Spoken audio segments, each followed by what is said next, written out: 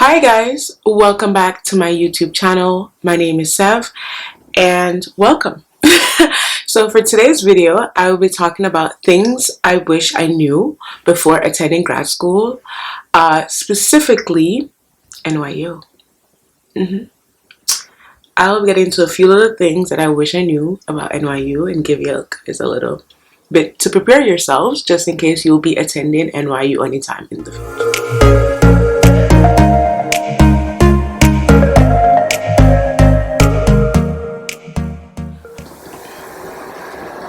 Okay, so as I mentioned in the beginning, I'll be talking about things that I wish I knew before attending grad school, but specifically to NYU. I am sure this can apply to many different grad schools, many different programs.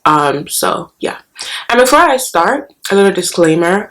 This is just my experience. Everybody's experience is different and unique, and this may apply to some, but it may not apply to all. Just take what resonates and, use it to your best advantage. So without waiting any longer, let's get into the video. So I decided to divide it into two different sections, mainly because people search for different things when going to grad school or just like going to school overall. Some people may search for a more academically challenging or rigorous program, while others may want a balance of academics and a social life. But from what I learned in grad school, you kind of don't really have a social life. I'm joking. But others may search for something a little bit more social than academic, and there are ways to maneuver that, while others want a blend. Did that just make sense? Or did I just like anyways, let me get into it. So for academics, I will say number one is the transition from undergrad to grad school will not be easy. No matter how smart you are in undergrad, no matter how great you did, no matter how many challenges you didn't have in undergrad. Like for me, I didn't struggle in my undergrad, but that transition from like that whole undergrad kind of mentality into a more professional and career focused mentality was like kind of a struggle. So I'll tell you, the transition will not be easy. Two, you're going to need balance. Yeah, you're going to have to prioritize some things, and other things will just have to get left. And that's why I mentioned where academics and social come in, because I feel like some people may prioritize their social life versus their academic life, while some people can find a balance when the people also work and stuff like that. So like for me personally, I worked a full-time job and I'm also a full-time student. Yeah, so that's where I think I struggled with the transition, because in my undergrad I did not work at all. I was school focused and socially focused. And then now for grad school, I had to have a full-time job while going to school, which made it a little bit difficult, especially because my school schedule and my work schedule made me not have time. Live in New York City, they say. So as I was saying, my school schedule and my work schedule were super tight. I was always busy 24/7. A lot of times I feel like I didn't have time for anything. It was like school, work, and then with like stuff with school, you go to school for a certain amount of hours a day, but then you also have to do homework and other things outside of that. So I would say you'd have to prioritize a lot. You'd have to find that balance. Lucky for me, I was able to find that balance, and I did. I think I've been seeing my grades and I think I did exceptionally well for someone who worked and also went to school. So also you have to remember, if you don't like reading, you will be reading a lot. Most of the assignments that I got throughout were a lot of reading, like really like heavy reading, like 30 pages and like stuff like that. But as a person who enjoys reading and enjoys learning, it worked out well for me, because the content that I was reading, while some of it I may need to read it like twice or something, I did get a lot. And with reading also, when you get those assignments, I would say when you read it, maybe, I previously mentioned prioritizing. When you read those things, make sure that you go through everything before you start reading, like, glance through it so you could know what you would prioritize in reading, because sometimes reading 30-page articles isn't the easiest thing to do, and especially for people who don't enjoy reading. So I would say you don't have to read every single thing. You just have to read the things that you think are, most important to you, or you think that you can learn something from, which could be most of the paper, but sometimes most of the articles that you're reading, it's not really necessary. So just know how to maneuver that, find some kind of balance, and like prioritize what you feel like you should be reading.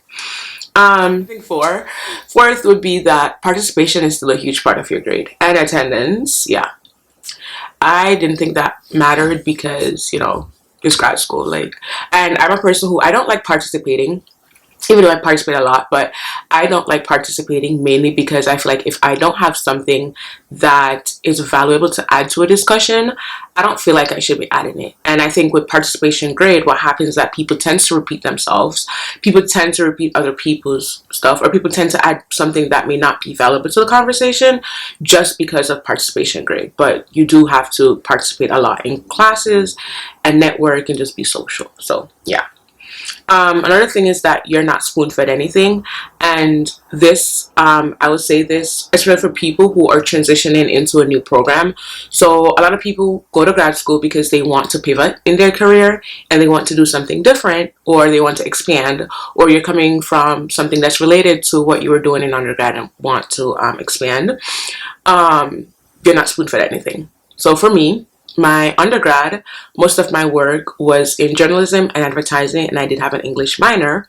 However, for grad school, I'm doing public relations and corporate communications. Specifically, I think next year fall, I will be diving into my major, and my major itself is corporate communication. However, even though I was in advertising, I did took a few PR classes, but because I was in a PR major, I did not know everything that I needed to know in terms of like the history, the background. Maybe law, I know the legal part of communication, but I didn't know the legal part of specifically PR, if you get what I mean. So you're not spoon-fed any information. All those intro things that you will learn, they will just go over it like in a general term. Anything else you have to do on your own. So all those readings, all those things that you need to know in general about like whatever your major will be, you might have to go and do those readings yourself and do your own research, especially if it's a program where a lot of people in it already have background in whatever they're studying. So like for my class, a lot of people in my class do have a background in communications. A lot of them also have background in advertising or some kind of communication. So it was kind of easier for them, just like me, to get into or I wouldn't say get into, but like learn and memorize and like remember everything. Wasn't the hardest. Another advice I have is to work strategically throughout the semester. And I say this because at the beginning of the semester, you get your syllabi. Yeah. When you get that, you will see the breakdown of everything. Like, for example, 30% of your grade is towards finals. 30% of your grade might be towards midterms. 10% of your grade might be attendance. 10% might be, other 10% might be participation, and another 20 might be homework. So you see those big chunks of your grade, those 30%, those are the things that you should be taking seriously. Sorry. You should be taking those seriously. So your midterms and your finals are going to be the biggest projects or biggest exams, essays, whatever it is, of your semester, and those are the things that you should take seriously. The 10%, you can, but like, as I said, work strategically. So, for example, if you did terribly in your midterms, I think it would be best for you to try to do way better in your finals, or try to pick up bits and pieces of those grades in like your homework or participation or attendance or something. But make sure that you're working strategically. As I also mentioned before, there's no need to read the entire 30-page if possibly the questions that you're getting. So I know for me, let's go back. You know, for me, I had this one class where we would get this assignment every week to read, like, let's say 15, 16 pages and then answer these questions. What I would do is I would go back all the way to the end of the book, look at the questions, and then go to the subsections and read and answer those questions. Work strategically. That's working smart, not hard. Instead of reading the entire 15, 16 pages and nothing that you read. You may not remember everything. You're taking notes, but what are you taking notes for? I just answered the questions because that's what I was asked to do. I'm still learning what is necessary because obviously if they're asking those questions, those are the things that are necessary to my learning development throughout the semester. So, as I said before, work strategically.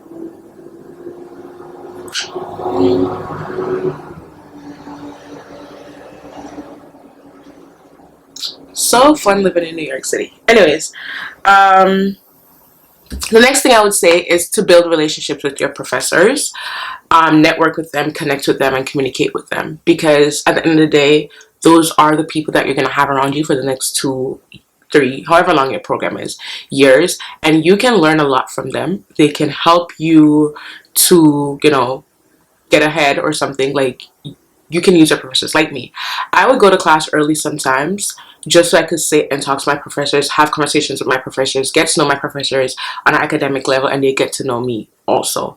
And I would sometimes go to my professors about stuff having to do with work, and they will advise me, or like something outside of work, and they'll advise me with what I should do as long as it aligns and they understand and they know that they have something that can help. So your professors will be very helpful, and you should always try to speak with them. Sometimes they also will tell you to like connect with them on LinkedIn and stuff like that. Definitely you should do that. Go ahead and do that because, as I said, most of these professors are professionals within the field and they could help you to get ahead. And networking is always amazing. Okay, this one is annoying for me because I felt like I did have a course where this was a thing. The syllabi can change. Yeah. And given the program that I am in, which is public relations, I would say that was very much I didn't expect it, but after realizing I kind of expect it, because with public relations we're dealing with very delicate matters that most times happen, like most times they're not planned. Like it's not always planned. Life is filled with uncertainties, and so is my career and the things that I want to do. So one of my class specifically, there's always a disclaimer that will say the syllabus is subject to change based on the professor's discretion and based on the needs of the classroom. So there are times where I would complete my homework, all my assignments, like, yes, I have some time to relax, some me time, to go have some fun, to, just me time. And I get an email that will state that I have to read an article or articles, and I have to do that. And there's nothing I could do about that because it will help in the class discussion. It will help me throughout my learning development, and that is just that. And there are other times where homework will change, the homework assignment might change, the due date might change, and like stuff like that. But as I said, a professor should have a disclaimer. If anything, you probably should ask, but they normally have a disclaimer that says that it is subject to change based on professor's discretion or just overall, but it is subject to change. Wait. Okay, this next thing I'm going to talk about is something that I didn't think I would feel, but I did feel it. Probably because I'm in a big city. But I'm originally from New York, so I don't think that's why. But I think because of the school, NYU itself, if you know anything about NYU, it is known to be the campus where the city is your campus. The city is your life, basically. So it's not really the easiest thing to get through, if that makes sense. It's not like easy to navigate if you are if you're an introvert or stuff like that, or just like overall if you're not completely confident in academics, and like I don't know how to explain it, but it's not the easiest to navigate. I'll just leave it at that. So for me, I had imposter syndrome. Yeah. So the beginning of the semester when I went to my orientation, I saw everybody, like everyone, I was like, oh my God, I feel like I didn't belong here. I went to class my first day. I saw everyone. I'm like, oops, yeah, really don't feel like I belong here. Throughout the semester, I realized that it was the same thing. I kind of didn't belong here. However, eventually, there's this one class that I have, or a few classes, where I've spoken to people, I've connected with people, and I would say that I was not alone. A lot of people, you know, we talk about it, and we're just like, yeah, we just feel like we didn't belong, or because the city is so big, and it's not really, it's not really easy to find a community, and like, you know, all that stuff. But I did find a community and managed to connect with my classmates throughout, and it's great. But I did have imposter syndrome. But if you ever feel like that, don't worry. I think everybody feels the same. Actually, everyone feels the same way. And eventually, you will meet your people. Eventually, you will find somebody or a group of friends who will help you along the way. So, yeah, don't worry about that. Like, everybody feels like that. I would say just continue to, like, connect with people, one, so you don't feel, so you could find people who have things in common with you and you won't feel that type of way. Go out, have fun, or whatever, things that I will get into further on in the video. I'll talk about that. Lastly, for academics, I feel like people do burn out a lot, and it happens. That's because if you're in a routine every day where it's like, you, for example, for me, I go to school, work, go to school, work, go to school. Like, I did have a social life. It was pretty active, but it was mostly work, go to school, work, go to school.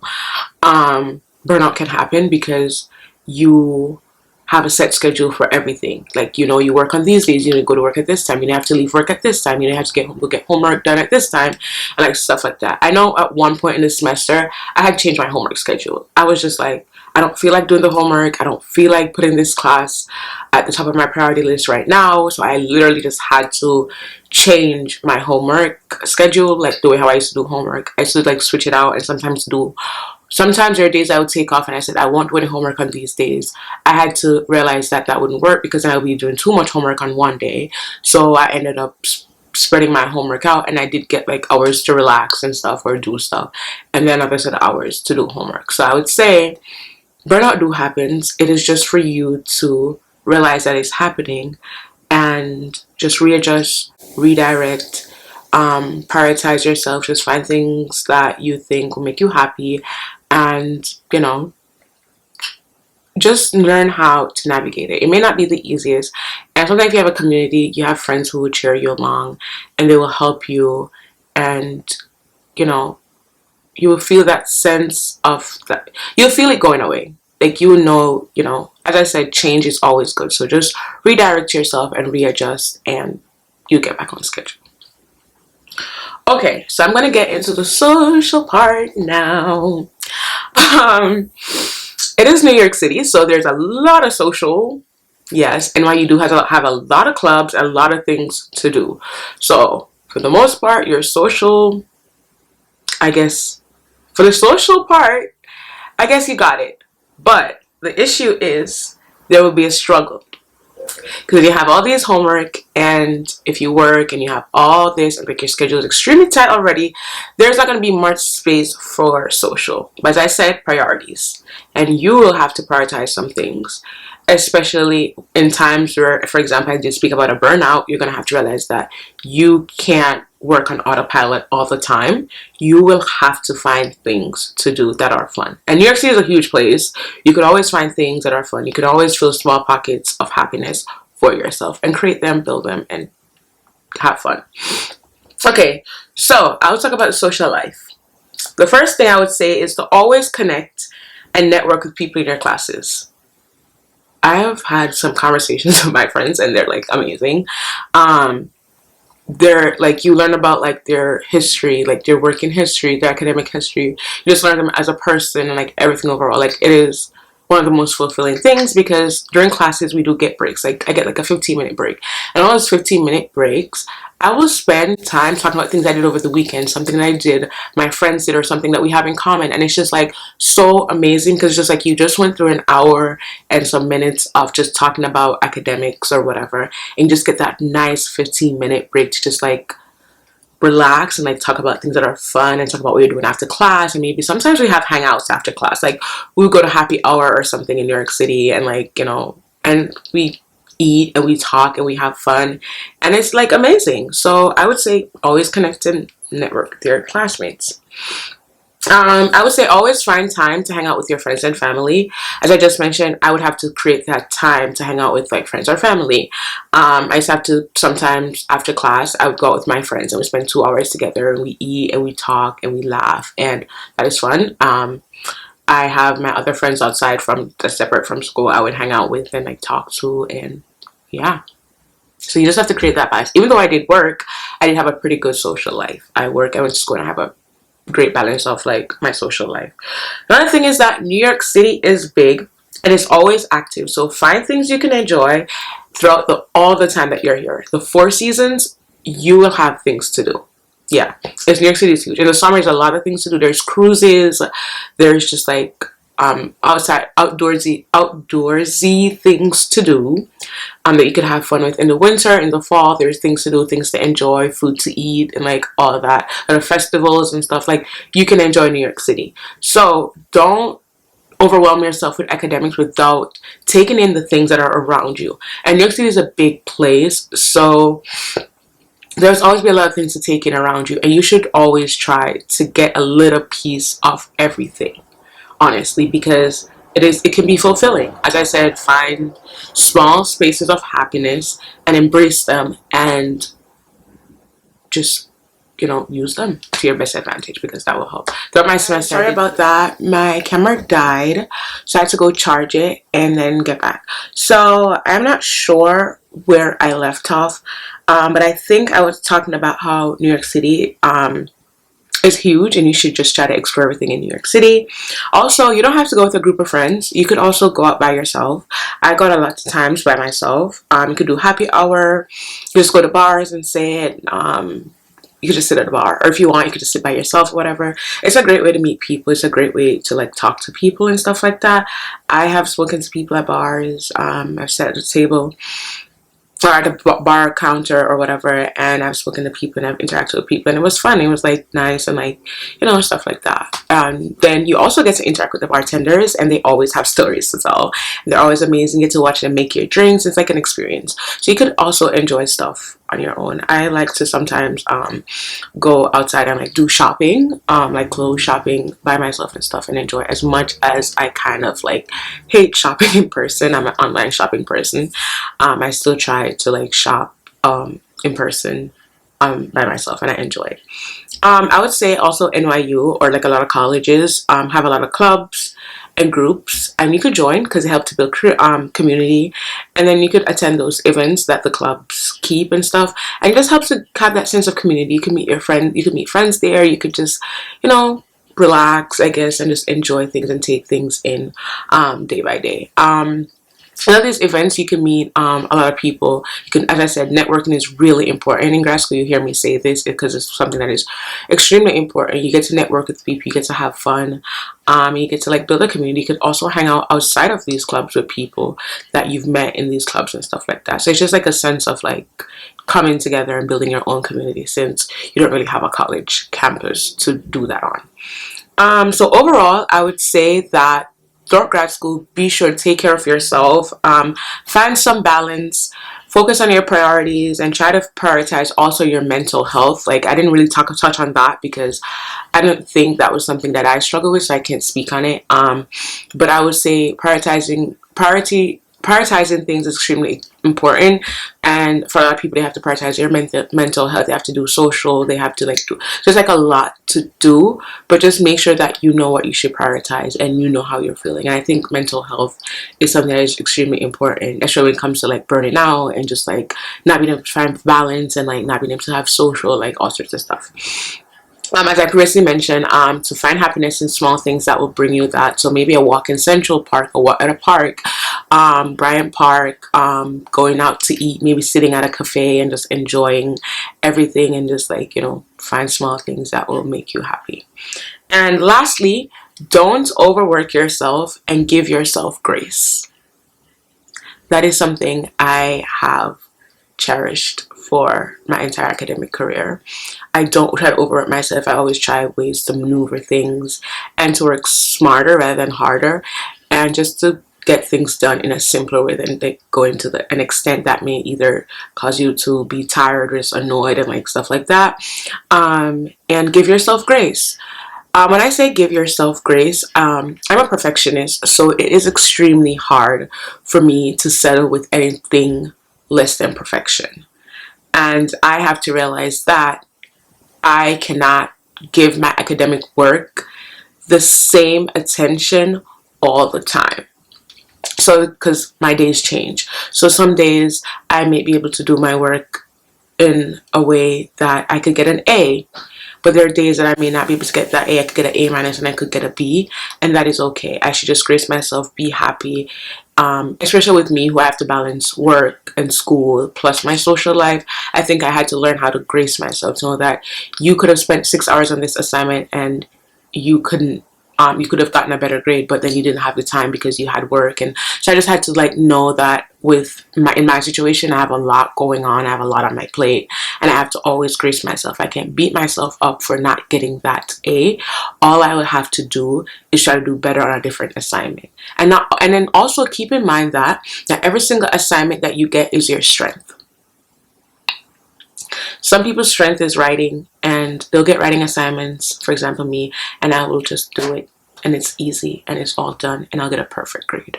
But there are other people who will get maybe a math assignment or something that they don't enjoy writing or whatever, and they will not do great at it. So grace yourself and understand yourself, know yourself, and understand that not every single thing will be perfectly done all the time.